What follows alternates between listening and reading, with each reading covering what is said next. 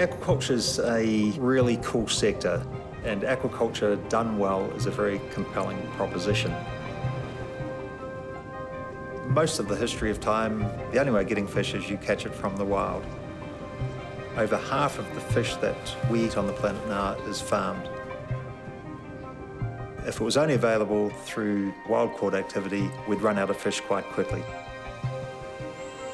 We think aquaculture can be a way of producing food that we can be proud of, with a low environmental footprint, that can help feed a growing population in concert with maintaining a fantastic environment. We're at the very beginning of this journey. The thing we're laser focused on is growing one species and only doing that. We just grow king salmon. The salmon industry in New Zealand is relatively a minnow on the global scale. We're less than 1% of the salmon produced, but the type of salmon we farm is unique, and it truly is the champagne of salmon, the Rolls-Royce of salmon. We're the largest king salmon farmer and processor in New Zealand, and we've done it over 30 years from the infancy of the industry, and over that time we've been able to apply classical breeding techniques to select the product on the basis of taste, texture, colour, size, quality, all those elements, and develop this unique breed which has acquired the common analogy of this is the Wagyu of salmon.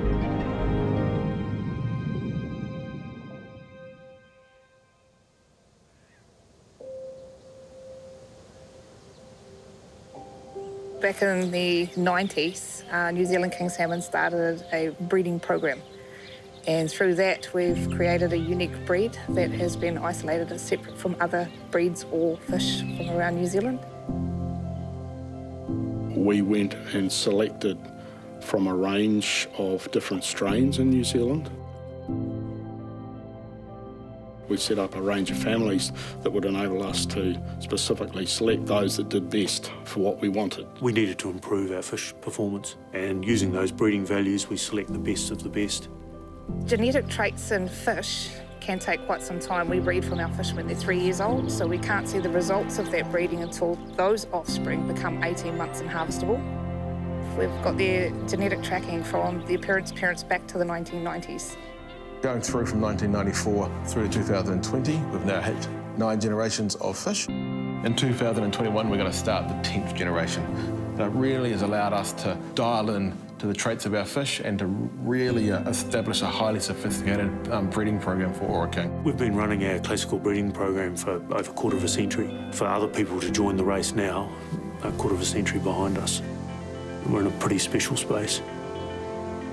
We're really, really lucky that we've got our Tākaka site. We've got access to the clean, clear water of Te Waikoropupū Springs. Quality of the water coming from the springs and feeding into these animals means that our incubation systems are sound. I don't think there's anywhere in the world you could build something like this. It just, gravity feeds in, there's no pumps. The ambience here is actually quite awesome. It's a pretty cool thing to show people around because there's no pumping noise, there's no working noise except for vehicles. So we've got that beautiful water, these beautiful fish. Makes sense that we're going to have beautiful Ōra King at the other end. We use that water, we've got to make sure we look after that. So when we return that water into the stream, it's got more oxygen in it than it had when we took it out. It also comes with responsibility. So it's up to us to keep it as clean as we can possibly keep it so that we can continue to farm here. We owe it to our neighbours and we owe it to our generation's future to do a really good job and really respect it. We're liaising with our genetic specialists to ensure that we're matching fish with desirable traits and breeding them together to get the best outcome possible.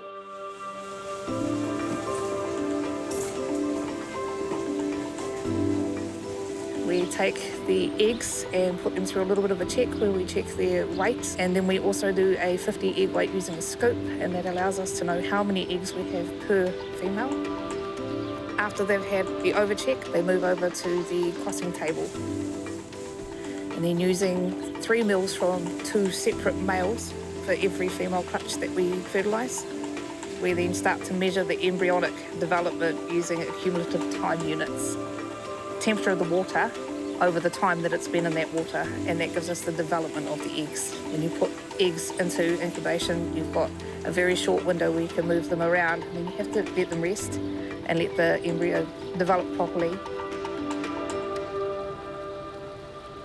And once they get to 300 accumulative time units, and it allows us to move those eggs around safely without doing any damage to them.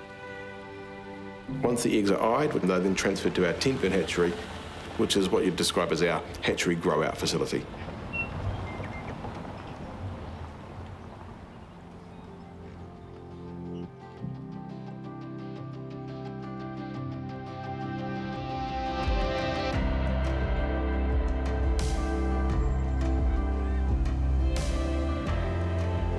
We are at the moment in Ten Bin Hatchery, where we produce our smolt, ready to be transferred to the sea farms. Whatever we do in fresh water is going to be directly reflected in seawater. So we need to make sure that we supply the best quality smolt so they can deal with the challenges of the sea farm in a better way. We are filtering the water, we monitor oxygen, CO2, pH to make sure that every single day we provide the best water quality to our eggs.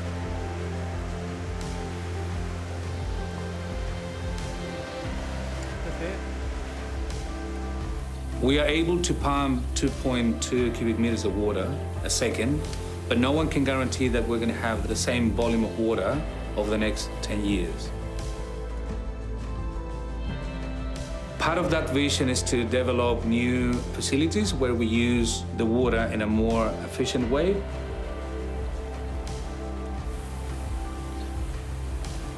So at Tent Burn, we have nearly completed phase 1 of our 5-phase freshwater expansion. This is critical for us as a company. It allows a significant expansion of our freshwater resources. It allows us to make really great use of a scarce resource in freshwater. So it's going to significantly increase our freshwater capacity, but it's going to do it in a really sustainable manner by utilising recirculation technology. We're going to transfer the operation that we currently have in our raceways. We're going to move everything towards this new development. We're finally in the middle of this project, so we're hoping to see it completed by the end of 2021. So once we receive the eggs from Takaka, we transfer those eggs into the basket. Once the fry hatch, they swim through the screen, and they will be living in this substrate. It's mimicking the rocks or the stones that you find in the nature. We are pioneering, we are learning, we are trying to innovate in many ways. So we want to grow, we want to produce more smolt, but at the same time we are aiming quality.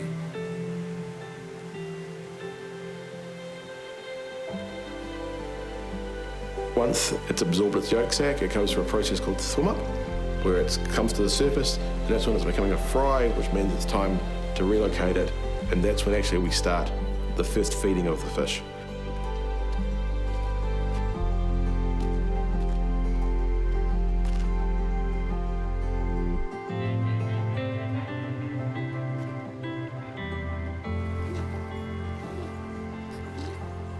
Salmon are an amazing species in that they live fresh in salt water. To achieve that, they go through a process known as smoltification.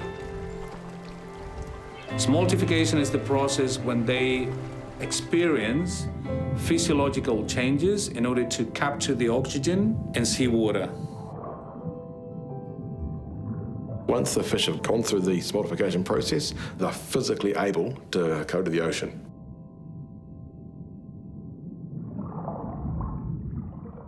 "20 years ago, I wasn't aware how important aquaculture was for our lives. We are running out of land-based crops. Now it's time to see the ocean as a future protein source. Aquaculture is going to be a critical player in food security and maintaining food security. New Zealand's in a very good position to be a real leader in terms of sustainable aquaculture. We've got this huge marine environment that has the ability for us to literally feed the world. When you farm in the marine environment, you do farm in a public space. When you do that, you have to go through certain permitting and consenting processes.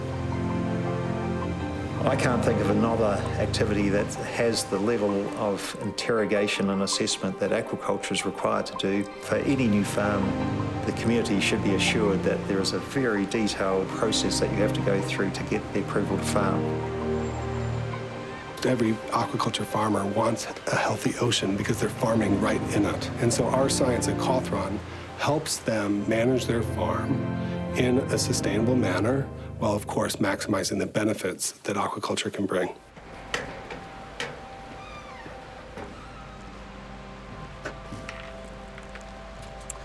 So this is the feed that we feed our salmon. This feed here is made up of basic protein, oils, and carbohydrate to bind it all together. Salmon food's our biggest cost, so it's about 60 to 70% of our production cost, so it's absolutely critical that every single pellet gets to a salmon's mouth.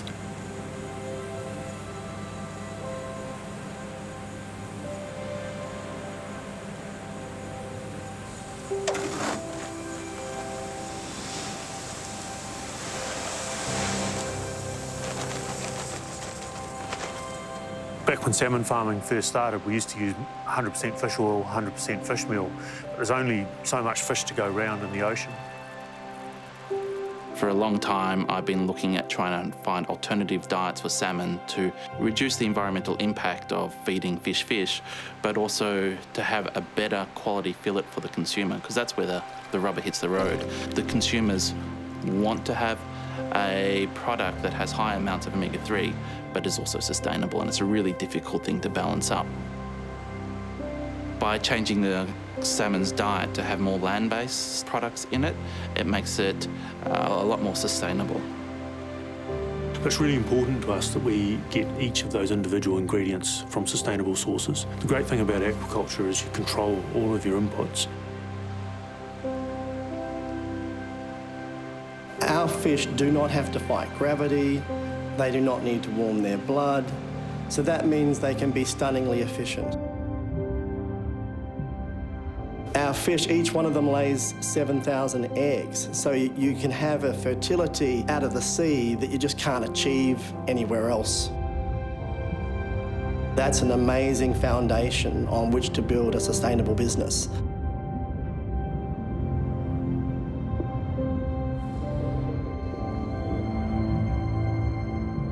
We can make salmon in New Zealand a really sustainable source of omega-3 for high quality nutrition.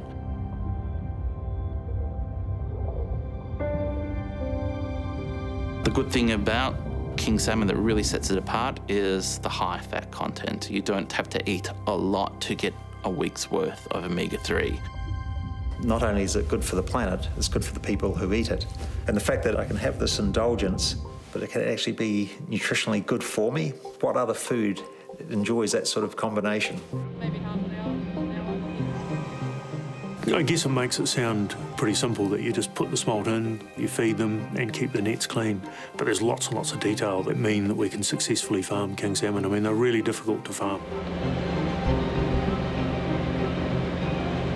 The sea farm's job is all about maintaining the quality of the fish, ensuring we've got a really good environment. So net cleaning becomes really big. So in the early days, we used to lift the nets by hand out of the water blast them and sun dry it. That's changed now, and what we've got is in-water net cleaners. I'm Danielle Friend. I'm a skipper for New Zealand King Salmon on their net cleaning team. This is one of our vessels, the Chinook, and we operate a big 3-headed Yanmar net cleaner to clean the nets and create a healthy environment for our salmon. So it's basically a robotic net cleaner that you drive around, and it's got water blaster jets on it, and the water blaster jets clean the biofouling off in the water.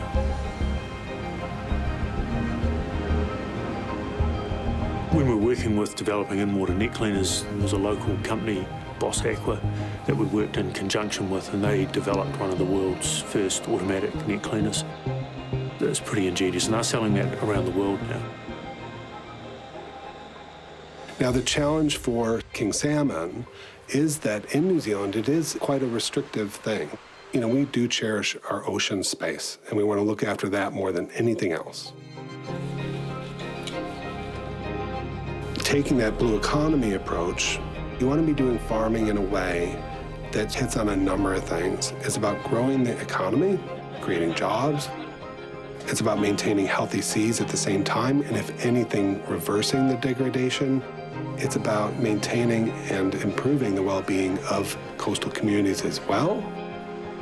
So if you're in the blue economy and we're farming Ōra King salmon, we want to bring out the most value we can out of using that ocean space. No one wants to be in an industry that is not sustainable. You know, we want to be the industry that actually replaces those sunset industries and carries on.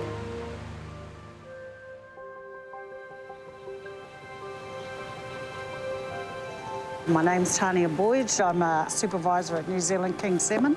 We're standing outside the dispatch area of the King Salmon where the finished product is actually sitting right next to me here, ready to get loaded onto a truck. Who knows who I'm rubbing up against that's going to be eating this fine product? Could be heading off for the Queen, we don't know, so we'll look after it. One of the things I certainly enjoy is when we have chefs come on site. I've been fortunate enough to be in on a Sunday night and happen to show some chefs around. Perhaps a lot of them think just everything's just automated, like a car being made, but you know, it's totally different, it's really hands-on.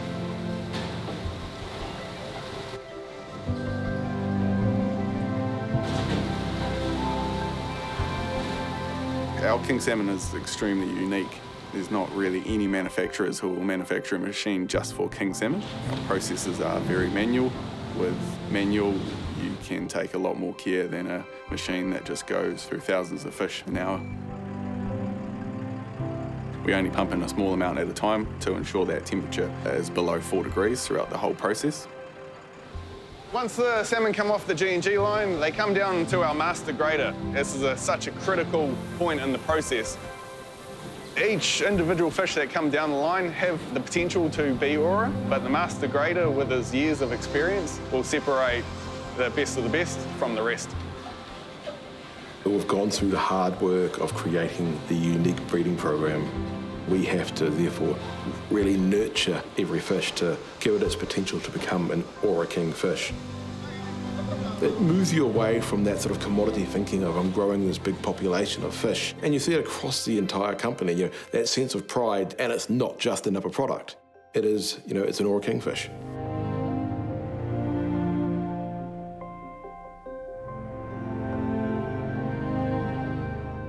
Each fish is handled and each fish is looked at for that quality to go, yeah, you're an Ōra King.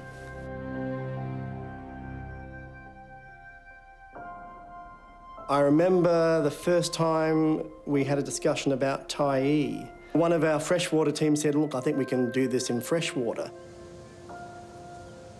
Then I got invited to Vancouver Island from the tyee club.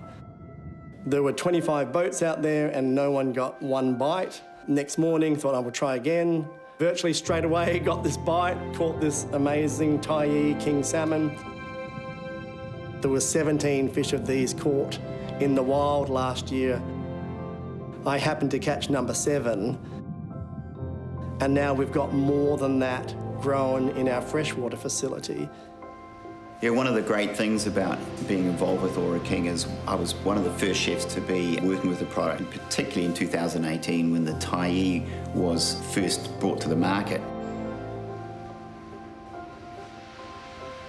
And this is an absolute monster, you know, 13 plus kilos of magnificence. When that arrived in the kitchen, I'll never ever forget it. It was just something else.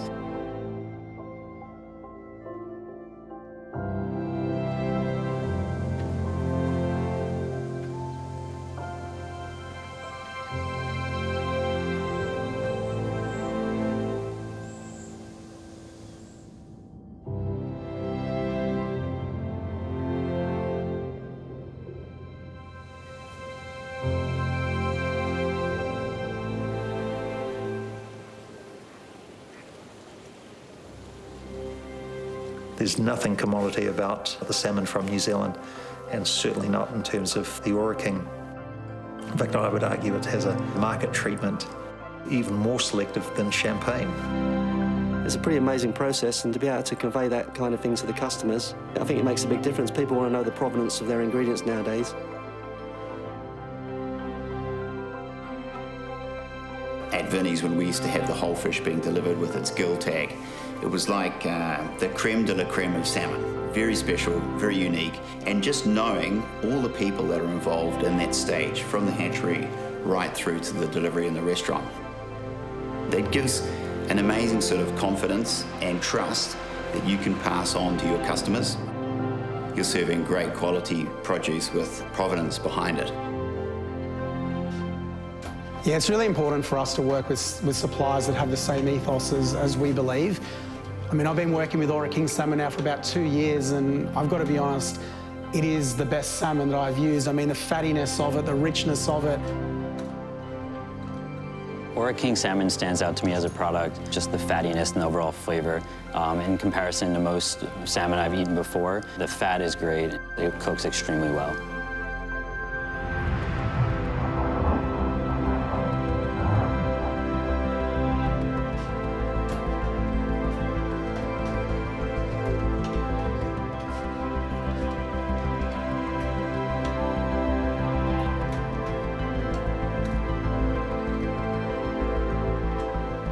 For me, eating Ōra King Salmon has got just this absolutely beautiful, clean, magnificent flavour of purity. There's just this natural, beautiful moistness to the salmon, which is just fantastic. I really like what they say, Ōra King Salmon is the Wagyu of the sea, because it is like this.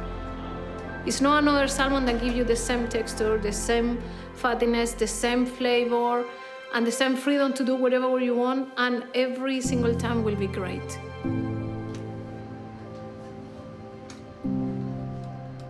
We meet some astounding people around the world, just so involved in our product. They take it further than we could possibly ever imagine because they've added their layer of inspiration to it. Ōra King is actually what the chef puts out at the end of the day. If you're right in the heart of your customer, you're going to do a better job.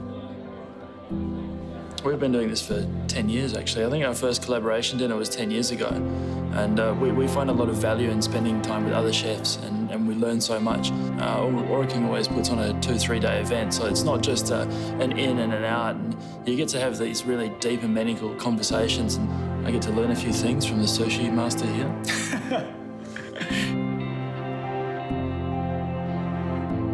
Something really beautiful has happened. We've all bonded over what started as a great product, and we're all into it. And over the years, it's become more than that. That community, it's so important.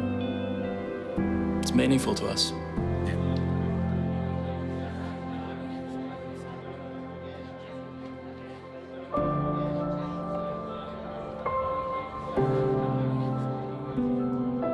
I love that relationship side of things more than anything. To be able to tell that story, it needs to be real.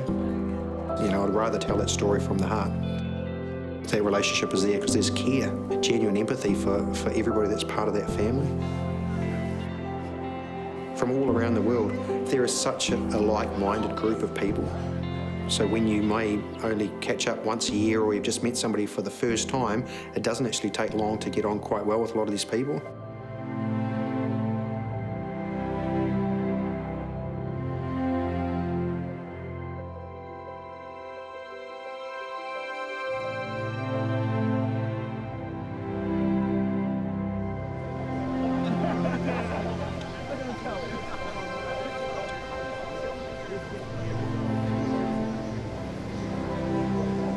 For me, this is the really special part when the chefs get together with other chefs.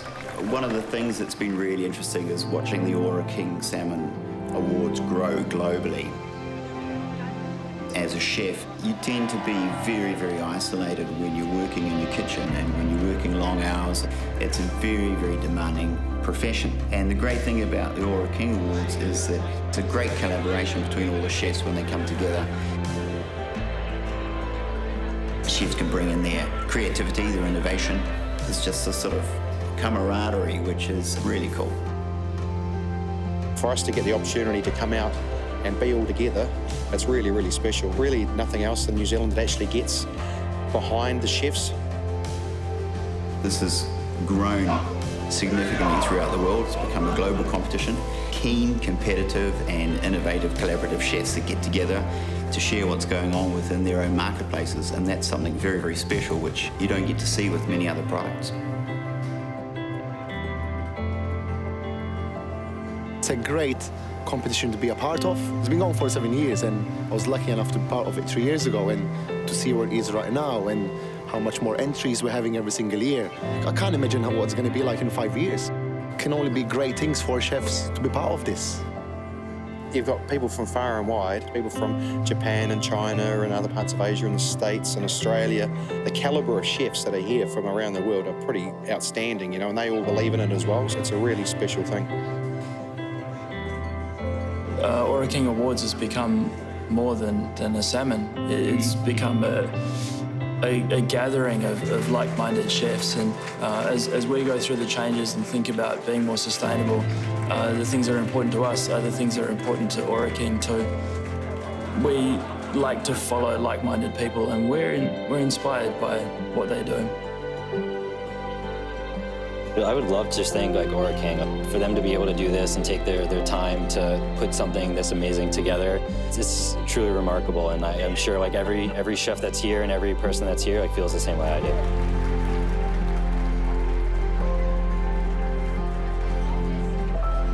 My time in New Zealand has been absolutely incredible, to be honest with you. I mean, the biggest piece to us, and what we always say is we know all our partners individually. And so one of the biggest concerns, I guess, or the biggest worries is coming out here. I said, it's a salmon farm. How personal can it be? And what story am I going to tell? And I talked the talk, and I wasn't really walking the walk. I hadn't been here. And so to step foot on it and see that it is really resembling a family farm. And it is something that is so incredible and so small scale, yet so much quality.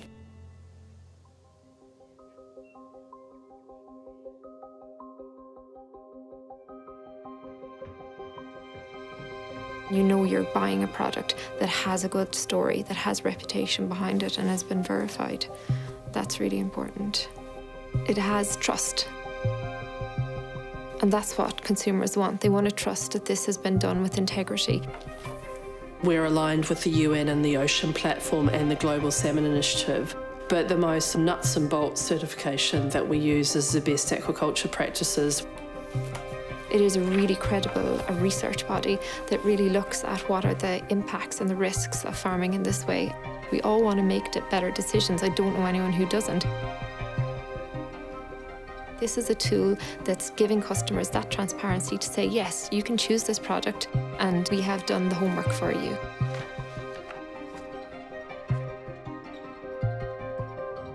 The biggest leap is yet to happen. It is Blue Endeavour. It is New Zealand's first open ocean finfish farm. We should be able to produce amazing quality fish out there, and we should be able to produce these different varieties of king salmon that we aspire to grow.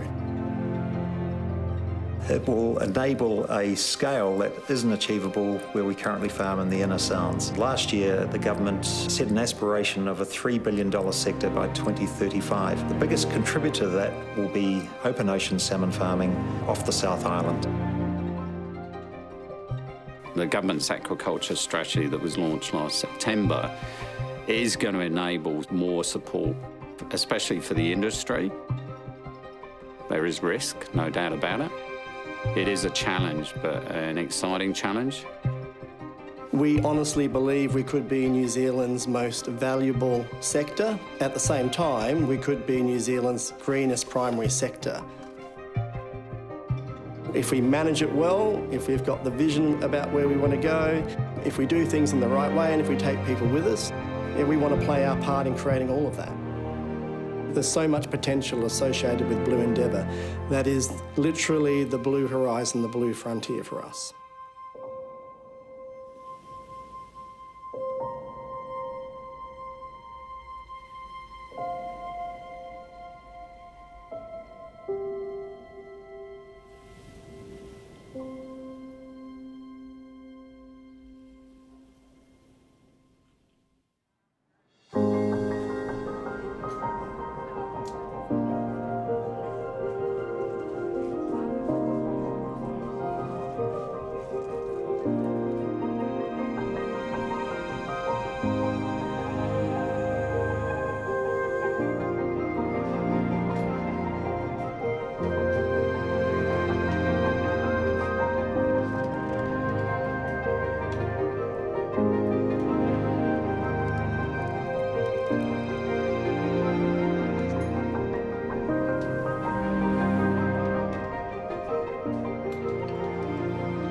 this wonderful New Zealand product, this beautiful fish, is now being served in the great restaurants in Sydney and in Tokyo and in the US.